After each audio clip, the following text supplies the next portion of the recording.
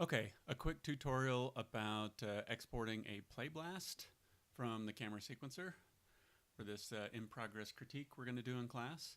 So I have just a very simple animation that I've been using as an example in class. So we kind of pause. These are all kind of quick step keyframes, right? It goes through. So I have my three little cameras. I guess I'll just go ahead and play. All right, so what if I wanted to export this out as a QuickTime movie or an AVI so that we could share this during critique, which is what we're going to do.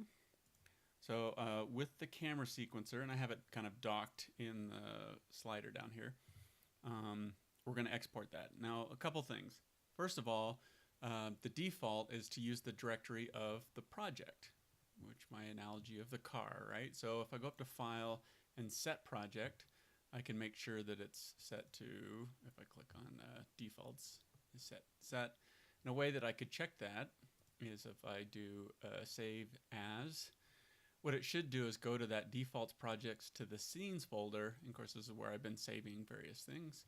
Or if I, keep that up, save as, you should see current project as default. Right? And inside default are all the little folders, including one called movies. And this is where Maya wants to save these as a default. So first thing you want to do before you save and before you do anything is make sure that you do File and Set Project, and hopefully have this set to the default or whatever you have. We haven't really created projects, so it should be the default that that Maya creates for you. On PC, it's My Documents, Maya Projects. Here's the Mac directory, right? All right, so that's the first thing. The other thing to know is that the camera, so as I move through here and I'm in camera 1, if I go up to View, and then I go down to Camera Settings, and for many Maya's menus, you can see this little top has a little textured dotted line, right? If I click on this, it tears off that menu item, so that it just sits in here on the interface instead of having to go back and forth to that. So the reason I want to do that is just to show you that down at the bottom of the camera settings, we can change how the camera fits itself to this window, right? So fill, so it's trying to stuff it all the way to the top. Horizontal, so it's leaving a buffer here, but because of we have these menu items down here, it's kind of clipping the bottom. So I'm going to go with vertical. I know it will make the image smaller when we output this, but I also want to see in the critique like what might be off camera, because maybe we should tweak the camera a little bit, or maybe we're missing some information or something. So anyways, I'm going to choose vertical, and as I move along here, I think I have this for all three of the cameras set to vertical, right? So you might have to select the camera that you're working with in each one of these. Anyways, but I also think the Playblast for the sequencer does a little automatic something where I think it defaults to vertical, and we'll use that for them all. Hopefully the idea is that, you know, the size ratio is not going to change, so we get a more accurate impression of what the shot is going to look like, right? All right, so then the next thing I want to do is just go to Playblast, and again, this is in the camera sequencer. Playblast, and there's several options. Use the Playblast sequence for what we want to do, and choose the option box for it, right? So it has a directory, and it will go to the movies folder, which is inside my, let's see, where did I put all that? Put it away, it would appear. Dane, documents, my projects, default, and movies. So it's right there. So when I do this, it would show up right there. Let's just put that in the dock for now.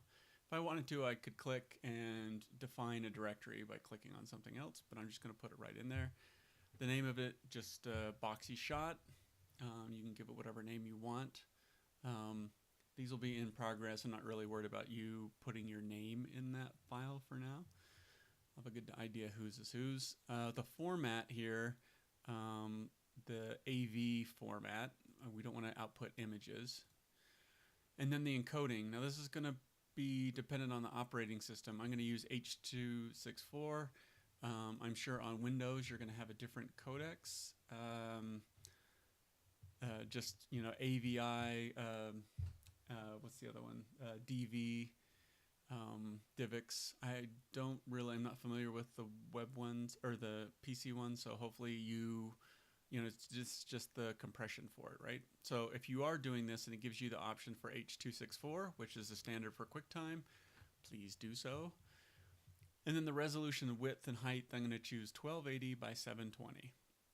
Okay, and then I'll go ahead and hit apply.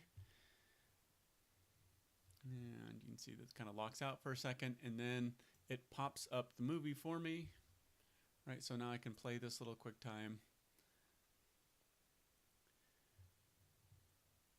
Right, so that's all that's in that little shot. It's obviously not that exciting. It was just a quick example to show you how to set up the cameras.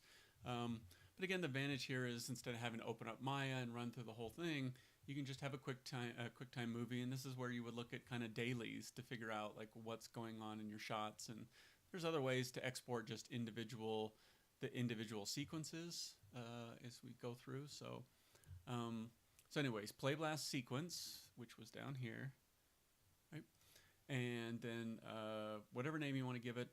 And we have the 1280 by 720 as the resolution.